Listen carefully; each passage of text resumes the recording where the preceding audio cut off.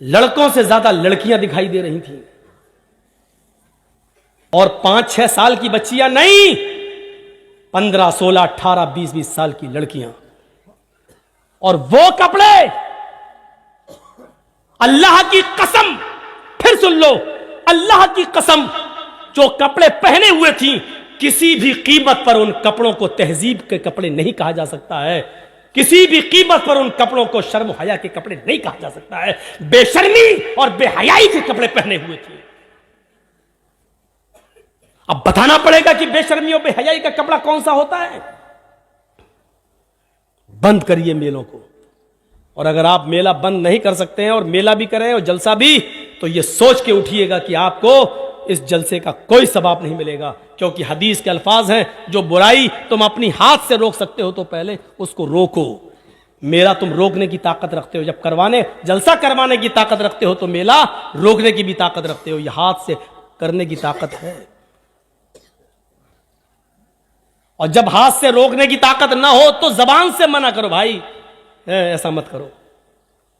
اور جب زبان سے بھی طاقت نہ ہو تو دل سے برا جانو، خود نہ جاؤ، ہٹو، چلو ہاتھ سے روکو. حضرت عمر فاروق کے زمانے میں ایک آدمی ٹخنے سے نیچے لنگی پہنتا ہوا، پیجامہ پہنتے ہوئے جا رہا تھا، لنگی سے نیچے، وہ ٹخنے سے نیچے جا رہا ہے. حضرت عمر فاروق کی نظر اس کے اوپر پڑ گئی، وہ آگے آگے جا رہا، پوچھتے احائز انتا. اس نے پیچھے مڑ کے دیکھا، حضرت عمر کس سے کہہ رہے ہیں؟ احائز انتا کا مطلب جانتے ہیں؟ حضرت عمر نے کہا اسے، تجھے پیریڈ آ رہا ہے کیا؟ عورتوں کو جو مہینے میں کچھ دن، مخصوص دن جو ان کو گزرنا پڑتا ہے ایم سی سے، ان کو کچھ دن، 4-5 دن جو ان کو بلڈ آتا ہے، اس مہینے کو اس کو کہتے ہیں پیریڈ، مہینہ. تو حضرت عمر نے اس سے کہا، اے احائز انتا، کیا تجھے پیریڈ آ رہا ہے، مہینہ آ رہا ہے؟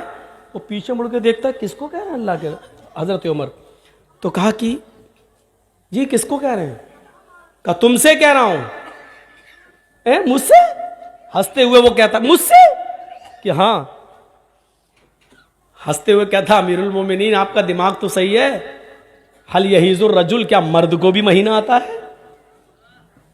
دیکھیے سوال کیا کیا اس نے، حل یحیض الرجل، کیا مرد کو بھی پیریڈ آتا ہے؟ تو حضرت عمر نے کہا کیا مرد بھی ٹخنے سے نیچے پیجامہ پہنتا ہے؟ یعنی ٹخنے سے نیچے کپڑا پہننے کا حکم تو اللہ کے رسول نے عورتوں کو دیا ہے. نیچے اتنا نیچا کپڑا ہو، اتنی نیچی شلوار ہو، اتنی نیچی ساڑی ہو کہ زمین کی مٹی کو چھوتے ہوئے جائے، زمین کی مٹی سے چپک کر جائے، زمین پر لٹکتی ہوئی جائے، اس کی چپل بھی نظر نہیں آنی چاہیے. یہ ہے عورت کا پردہ. ٹخنے سے نیچا کپڑا تو اللہ کے رسول نے عورت کو پہننے کو حکم دیا ہے، اور تم ٹخنے سے اوپر پہنے ہوئے ہو، تم ٹخنے سے نیچے پہنے ہوئے ہو، یعنی عورتوں والا کپڑا پہنے ہو، عورتوں والا کام کر رہے ہو. جب کپڑا پہننے میں، پیجامہ پہننے میں جب عورتوں والا کام استعمال کر سکتے ہو، تو ہو سکتا ہے کہ تمہیں مہینہ بھی آ رہا ہو. جیب سکین، چھری لاؤ، اور چھری سے اس کا پیجامہ کاٹ دیا. اس نے کہا امیر المومنین میں گھر پہ چھوٹا کر لوں گا. کہا نہیں، اس کا پیجامہ وہیں سے کاٹ دیا، اور کہا کہ سنو، اللہ کے نبی نے فرمایا جب کوئی برائی اپنی آنکھ سے دیکھو تو اپنے ہاتھ سے دور کرو. میرے اندر ہاتھ سے دور کرنے کی طاقت تھی. کون ہے اس کا ذمہ دار؟ کون کرے گا؟ ابھی اس سماج میں کوئی لڑکا کسی لڑکی کو لے کے بھاگ جائے، 2-4 دن کے بعد پکڑا جائے، پنچایت بیٹھ جائے گی، اتنا جرمانہ، اتنا یہ وہ، شادی کرو، یہ کرو، نہیں کرے تو اتنا جرمانہ، تیری ہمت کیسے پڑی؟ سب گاؤں کے سردار بیٹھ جائیں گے. ایک لڑکا لڑکی کو لے کے بھاگتا، پنچایت بیٹھ جاتی ہے. آپ کے سماج میں اگر کوئی آدمی فجر کی نماز نہیں پڑھتا ہے، کہاں چلے جاتے ہیں گاؤں کے سردار لوگ، اور اس وقت پنچایت بٹھا کے کیوں اس کے لیے سزا متعین نہیں کرتے ہیں؟ بتائیے. آپ کے سماج میں کوئی آدمی شراب پی کے گھر پہ آ جاتا ہے، سماج کا سردار کیا کرتا ہے؟ میٹنگ نہیں بلاتا ہے، اس پر ایکشن نہیں لیتا ہے. اگر لڑکا لڑکی کو لے کے بھاگ جائے، اس کی میٹنگیں ہو سکتی ہیں، اس کے اوپر جرمانہ متعین ہو سکتا ہے. تو مجھے بتاؤ کہ پھر آپ کے سماج میں کوئی فجر کی نماز نہ پڑھے، ظہر کی نماز نہ پڑھے، اس کے لیے کوئی سزا متعین کیوں نہیں کی جاتی ہے؟ مطلب یہ ہے کہ جو آپ جن کاموں پر سزا متعین کریں گے اور جو آپ کو اچھا لگے گا وہ آپ کریں گے. شریعت کے مطابق آپ کو نہیں چلنا ہے. آپ جس کی چاہیں گے اس کی پنچایت بٹھائیں گے، اور جو گناہ ہیں اور جن گناہوں کی نہیں چاہیں گے ان گناہوں کی یہ آپ کی مرضی پر نہیں چلے گی. میرے بھائیو اسلام کے اندر نہیں چلے گی. اندازہ لگائیے اور غور کیجئے. اللہ کے نبی صلی اللہ علیہ وسلم فرماتے ہیں من یضمن لی بین لحییہ ورجلیہ اضمن لہ الجنہ. جو مجھے ان دو چیزوں کی ضمانت دے دے, جو مجھے ان دو چیزوں کی گارنٹی دے دے, میں اس کو جنت کی گارنٹی دیتا ہوں.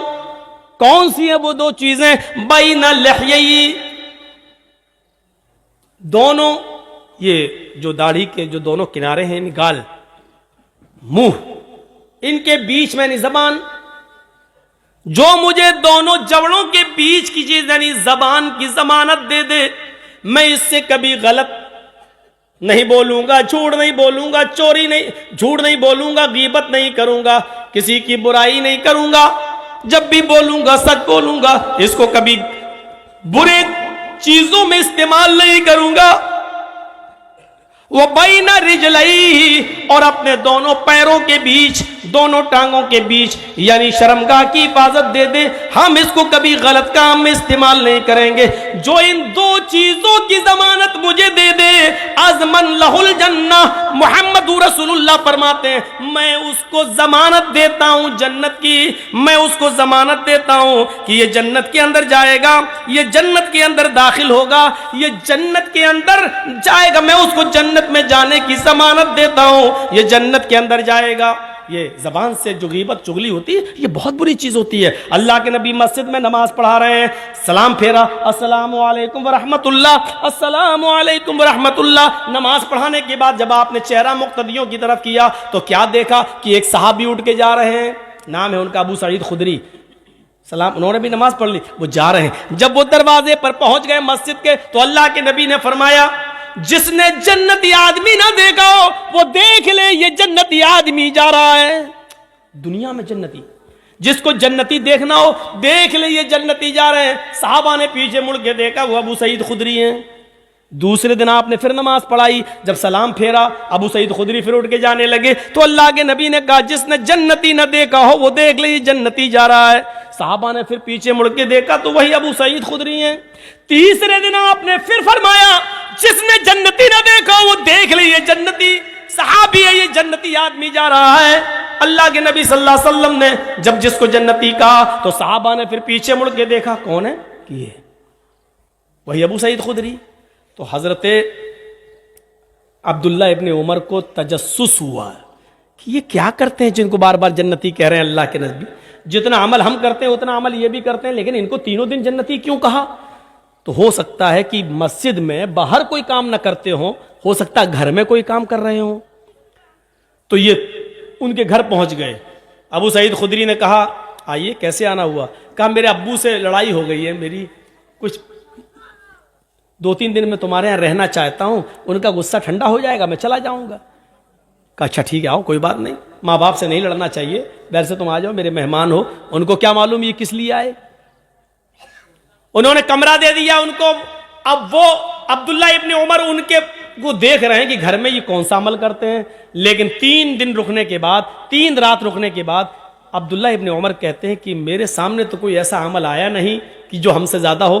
گھر میں بھی یہ اتنا ہی کرتے جتنا ہم اپنے گھر میں کرتے ہیں, یعنی جتنی نماز یہ اپنے گھر میں پڑھتے ہیں اتنا ہم بھی اپنے گھر میں پڑھتے ہیں. تو تیسرے دن جب یہ وہاں سے جانے لگے تو کہنے لگے اے ابو سعید خدری, میرے باپ ہم سے ناراض نہیں ہے, میری ماں بھی مجھ سے ناراض نہیں ہے, بلکہ میں تو ایک چیز کا پتہ لگانے کے لیے آیا تھا. کہا کیا پتہ لگانے کے لیے آئے تھے؟ کہا یہ دیکھنا چاہ رہا تھا کہ 3 دن آپ نے نماز پڑھی اور تینوں دن جب آپ مسجد کے دروازے پہ آئے تو اللہ کے نبی نے فرمایا جس نے جنتی نہ دیکھا ہو وہ دیکھ لے. تو تینوں دن آپ ہی رہے. میں نے سوچا کہ پتہ نہیں, ہو سکتا گھر میں کوئی عمل کرتے ہوں, لیکن میں نے دیکھا کہ آپ کے عمل ہمارے عمل سے زیادہ نہیں ہیں. جتنا ہم گھر میں کرتے ہیں اتنا آپ کرتے ہیں, جتنا ہم باہر کرتے ہیں اتنا آپ بھی کرتے ہیں. لیکن جنت میں آپ جا رہے ہیں اور کسی کو اللہ کے رسول نہیں کہہ رہے ہیں, صرف آپ سے کہہ رہے ہیں, کیا معاملہ ہے؟ ابو سعید خدری کہتے ہیں یہ تو میں نہیں جانتا, لیکن شاید ایک وجہ ہو. کہا کیا؟ میں مسجد میں بھی فضول میں نہیں بیٹھتا, بیکار نہیں بیٹھتا. دیکھ رہے ہیں, میں مسجد کے اندر بھی فالتو نہیں بیٹھتا، جیسی نماز ختم ہوتی ہے السلام علیکم ورحمۃ اللہ، السلام علیکم ورحمۃ اللہ، میں فوراً نماز پڑھ کے، فرض نماز پڑھ کے گھر آ جاتا ہوں۔ سنتیں اور نوافل میں گھر میں پڑھتا ہوں۔ میری یہ خوبی یہ ہوگی کہ اب تک جب سے میں نے نمازیں پڑھنا شروع کی اور اسلام لایا ہوں، میں نے اب تک نہ تو اپنی زبان سے کسی کی برائی کی ہے اور نہ ہی میرے کانوں نے آج تک کسی کی برائی سنی ہے۔ حضرت عمر کہتے ہیں، عبداللہ ابن عمر کہتے ہیں، شاید یہی وجہ ہو وہ اللہ کے نبی کے پاس آئے، کہا اللہ کے نبی، ابو سعید خدری نے مجھے یہ بتایا ہے، کیا یہ سچ ہے؟ فرمایا میں نہیں چاہتا تھا کہ ابو سعید خدری کی نیکی تمہیں بتاؤں، وہ راز میں تھی، راز میں رہنے دیتا، لیکن تم ان کے گھر جا کر معلوم کر آئے ہو۔ ہاں اے لوگو، انہوں نے آج تک کسی کی غیبت نہیں کی، انہوں نے آج تک اپنی زبان سے کسی کی برائی نہیں کی، اور آج تک ان کے کانوں نے کسی کی برائی نہیں سنی ہے۔ یہی نیکی ہے کہ اللہ نے ان کو جنتی بنا دیا اور میں نے ان کو جنتی کہہ دیا، یہ جنتی آدمی ہیں۔ اس حدیث کی روشنی میں ہم لوگ اپنا گریبان کے بٹن کھول کے جھانکیں کہ کتنے جنتی ہیں۔ ابھی یہاں سے جاتے جاتے اور گھر تک پہنچتے پہنچتے بھی کسی نہ کسی کی برائی کر ہی دیں گے۔ اور اس معاملے میں ہمارے دائیں بائیں جو بیٹھی ہوئی ہیں حجنے چودھرانہ، یہ محلے کی عورتیں نا، یہ تو اماں ہے باتوں کی، ان کو تو ایوارڈ ملنا چاہیے۔ ایک پیڑ کے نیچے دو عورتیں زور زور سے باتیں کر رہی تھیں، اچانک ایک آم اوپر سے ٹوٹا اور نیچے گرا۔ ایک عورت کہنے لگی یہ اچانک کیسے گر گیا، یہ گرا کیسے؟ دوسری عورت بولنے ہی والی تھی کہ اتنے میں آم خود بول پڑا، تم دونوں کی باتیں سن سن کے ہم پک گئے اس لیے گر گئے۔ یعنی عورتیں اتنا بولتی ہیں کہ آم تک ان کی باتیں سن کے پک جاتے ہیں، یہ چپ رہ ہی نہیں سکتی ہے، ایسا ٹرانزسٹر ایسا ریڈیو ہے اس کا۔ کبھی کبھی آپ دیکھیے اسکول میں بھی جائیں گی سہیلیوں کے ساتھ تو پیچھے بائک والا ہارن ہی مارتا رہے گا، ان کو ہارن نہیں سنائی دے گا باتوں کے آگے۔ جنت اسی لیے فرمایا اللہ کے نبی نے، اطلعت فی الجنتی فرأیت اکثر اہلھا الفقراء، بخاری شریف کی حدیث، واطلعت فی النار فرأیت اکثر اہلھا النساء۔ اللہ کے نبی فرماتے ہیں کہ میں جب جنت میں گیا تو میں نے جنت میں جھانک کر دیکھا، جب مجھے معراج ہوئی میں نے جنت میں جھانک کر دیکھا، فرأیت اکثر اہلھا الفقراء، تو میں نے جنت کے اندر سب سے زیادہ تعداد غریبوں کی دیکھی، مسکینوں کی دیکھی، فقیروں کی دیکھی، یعنی امیروں کو میں نے جنت میں کم دیکھا۔ یہ آج کے دولت مند اور امیر لوگوں کے لیے بہت بڑی نصیحت ہے یہ حدیث، اللہ کے رسول کہہ رہے ہیں، اور اس حدیث کو کوئی ٹھکرا نہیں سکتا، بخاری کی ہے۔ فرأیت اکثر اہلھا الفقراء، جب میں نے جنت میں جھانک کر دیکھا تو میں نے سب سے زیادہ جب میں نے جنت میں جھانک کر دیکھا تو جنت کے اندر سب سے زیادہ تعداد میں نے فقیروں کی دیکھی، غریبوں کی دیکھی، محتاجوں کی دیکھی، بے بس اور کمزور لوگوں کی دیکھی۔ غریب آدمی کو کیا حساب کتاب دینا، اس کو دولت کا حساب دینا ہی نہیں ہے، اس کے پاس ہے ہی نہیں، اس کو ظلم کا حساب دینا ہی نہیں۔ غریب آدمی وہ دوسرے کے اوپر ظلم کر ہی نہیں سکتا بیچارہ، اس کو کسی کا، اس کو نماز کا، روزے کا، بس دو ہی چیزوں کا حساب دینا ہے۔ زکوٰۃ تو اس کے اوپر فرض تھی ہی نہیں بیچارے کو کہ زکوٰۃ دی تھی کہ نہیں، اس کے پاس خود ہی نہیں تھا، وہ دوسروں سے خود زکوٰۃ لیتا تھا، تو اس کو نماز اور روزے کا حساب دینا، بس زکوٰۃ اس کے اوپر تھی نہیں کیونکہ وہ خود غریب ہے، حج اس کے اوپر تھا ہی نہیں کیونکہ حج کا پیسہ ہی نہیں تھا، وہ غریب آدمی۔ اس لیے فرمایا کہ غریب آدمیوں کو جنت میں اس لیے دیکھا کیونکہ وہ ان کا حساب کتاب جلدی ہو گیا، اور وہ بیچارے اپنے حساب کتاب میں پھنسے ہی نہیں کیونکہ زکوٰۃ ان پہ تھی نہیں اور حج ان پہ تھا ہی نہیں، کلمہ پہلے سے پڑھے ہوئے تھے، نماز اور روزے کے حساب میں کامیاب ہو گئے اور ان کو جنت میں داخل کر دیا۔ لیکن امیروں کو میں نے جنت میں کم دیکھا کیونکہ امیر کبھی زکوٰۃ کے معاملے میں پھنس گئے، ڈالو جہنم میں۔ حج صاحب استطاعت ہے لیکن حج نہیں کیا، ڈالو جہنم کے اندر۔ بہت بڑا گناہ ہے صاحب استطاعت ہو کر بھی حج نہ کرنا، اتنا یاد رکھنا. آپ کے پاس استطاعت ہے اور حج کرنے نہیں جا رہے, نہیں صاحب 2 بیٹیاں رہ گئی, پہلے ان کی شادی کر دیں تب چلے جائیں گے, اور ان کی شادیوں سے پہلے ہی استطاعت ہے لیکن اس لیے رک گئے ہیں کہ ابھی ایک بیٹی رہ گئی ہے, اس کا پہلا نکاح کر دوں اس کے بعد جائیں, پہلے ذمہ داریوں سے سب کو دوش ہو جائے. نہیں, اگر اس حال میں مر گئے اور حج سے پہلے آپ کا انتقال ہو گیا یہ سوچ کر کہ پہلے بیٹی کی شادی کریں گے تو مات علی المجوسیہ, آپ اسلام پر نہیں مریں گے, آپ کی موت مجوسیت پر ہوگی, آگ کے پجاری بن کر مریں گے, آگ کی عبادت کرتے ہوئے مریں گے, یعنی آپ کی موت اسلام پر نہیں ہوگی. ذرا غور کیجئے.